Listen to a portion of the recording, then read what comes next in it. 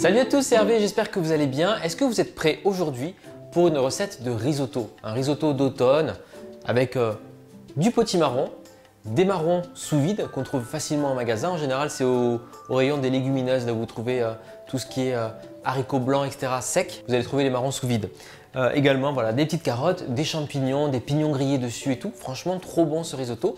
Et je vais me servir d'orzo aujourd'hui. Donc, ce sont des petites pâtes de blé. On dirait des grains de riz en fait. Voilà. Au niveau des ingrédients, donc les petites pâtes de blé orzo. Au niveau des champignons, j'ai pris des shiitake que j'ai réhydratés, des pignons que j'ai toastés qui sont bien grillés.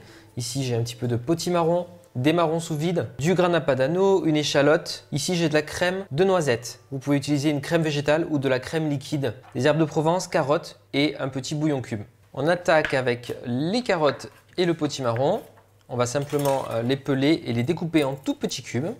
Alors vous avez le droit bien sûr de mettre d'autres légumes dans ce petit risotto. Ce qui pourrait être sympa aussi dans ce risotto, c'est du pané par exemple. Voilà également l'échalote.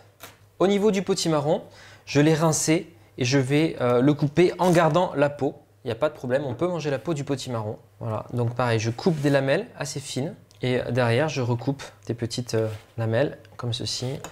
On va mettre un petit fond d'huile d'olive, voilà, dans un faitout comme ça, et on va faire revenir tous nos petits légumes. Donc j'ai les carottes, l'échalote et le potimarron.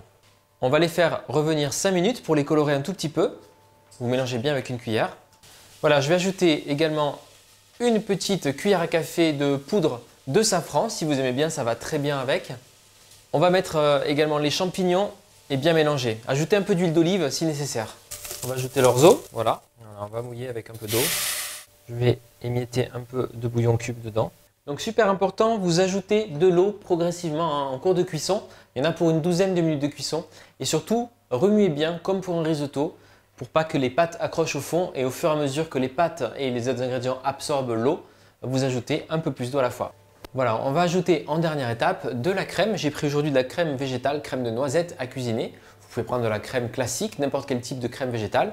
Et le parmesan ou grana padano râpé. Voilà, on va mélanger l'ensemble. Je laisse encore un petit peu s'évaporer l'eau contenue dans le risotto. Je mets quelques brisures de marron sous vide dans le risotto. J'en mettrai un peu dessus en décoration.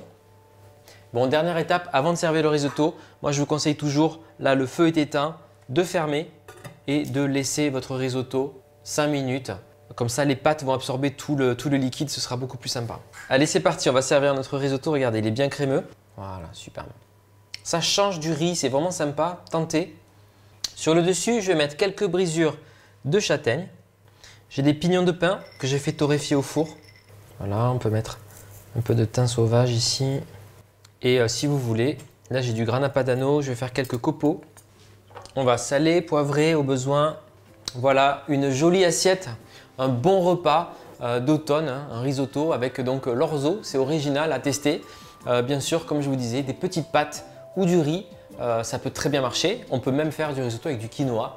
Donc voilà, à vous de jouer à la maison, régalez-vous et n'oubliez pas les petites touches finales, là, les petits pignons grillés, les fleurs de thym, les copeaux de grana padano, tout ça, ça apporte beaucoup à votre risotto.